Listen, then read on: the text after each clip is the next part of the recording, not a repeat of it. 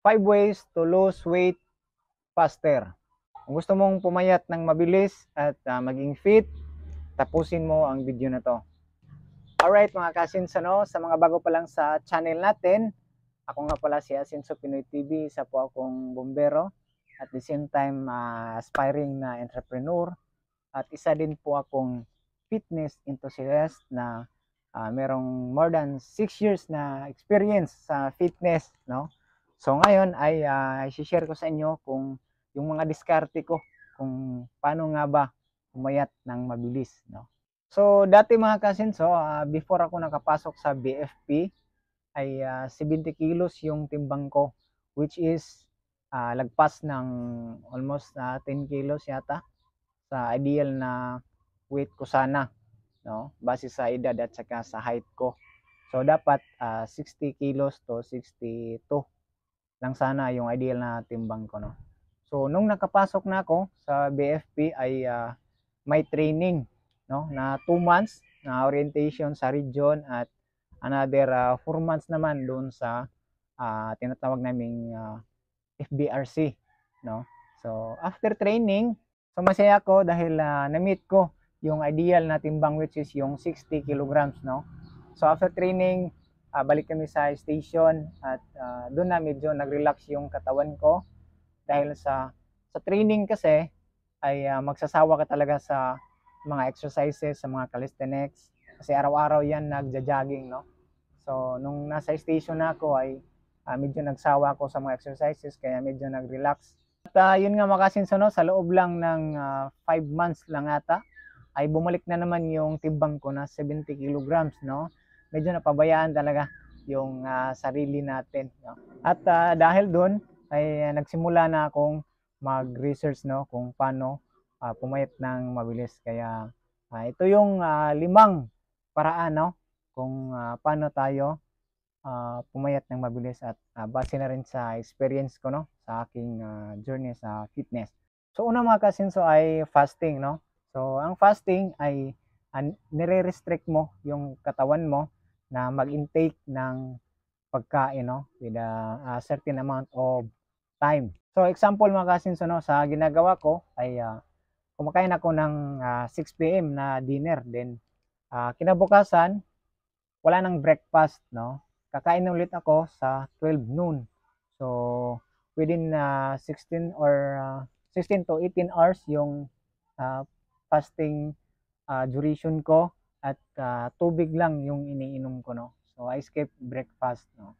Napaka-effective ho nun kasi nire-restrict mo yung katawan mo sa pagkain, kaya ang ginagawa ng katawan mo is kinukuha niya yung mga stored fats sa katawan mo at yun yung ginagawa niyang energy para may lakas pa tayong makagalaw. So yun yung ginagawa ng katawan natin, no. So kinukuha niya yung mga fats at ina-convert niya into energy.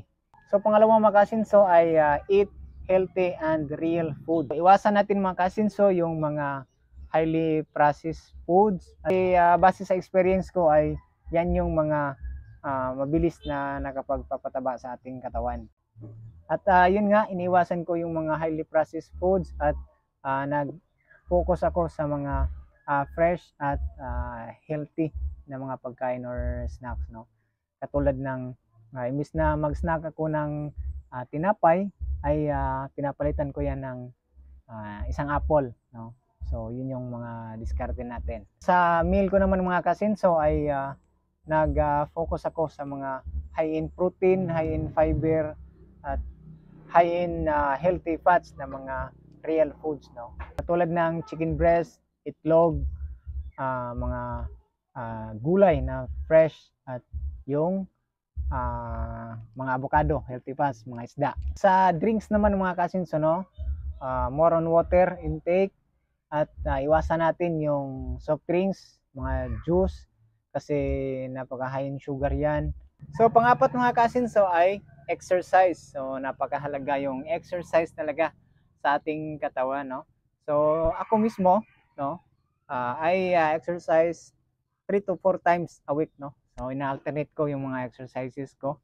So meron akong sa gym. So nagji-gym ako weightlifting, kasama na doon yung calisthenics. So, pangalawa is I do running. So, tumatakbo ako twice a week. At pangatlo na exercise ko is yung kickboxing, no? So, fat burning din siya kasi upper at lower body yung involvement sa exercise na yun. At saka self-defense na rin. At pangapat is I do jiu-jitsu also, no? So, sa ground fight naman siya, grappling. At syempre, fat burning din kasi. So, yun yung mga ginagawa ko mga kasinso pag off-duty ako, no? So, hinahanapan ko talaga ng oras yung katawan natin na makapag-exercise. At pag duty naman tayo, ay konting takbo, konting core exercise at mga dumbbells, which is pwede naman sa indoor, no? Yung mga dumbbells at saka core exercise.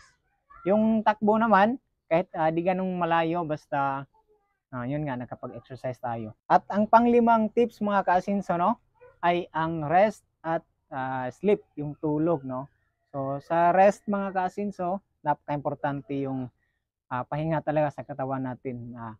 Ako sa ginagawa ko, pag nakapag-exercise ako ngayong araw, kinabukasan ay pahinga talaga ako. So binibigyan ko ng oras yung katawan ko na makapag-recover, no, within the day. So after kinabukasan, pwede na naman tayong banat na naman sa exercise. Basta at least one day na rest sa ating katawan ay goods na ho yun. At sa tulog naman mga kasins, ano, napaka-importante din ito sa ating recovery, no?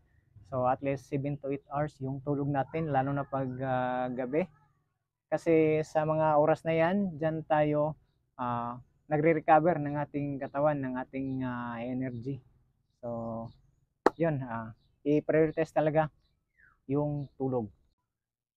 So alright mga kasins, ano, yan yung 5 tips ko na ginagawa ko, no, kung paano ako pumayat at maging fit.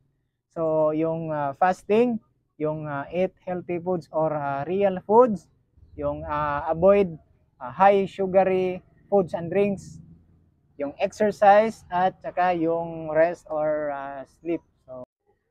So yan mga kasinso, kung maging consistent ka lang sa 5 yon, ay sure ako na ma-achieve mo rin yung ideal weight na gusto mo or ideal physique na gusto mo, no? Basta ang importante mga kasinso is simulan mo at be consistent, no?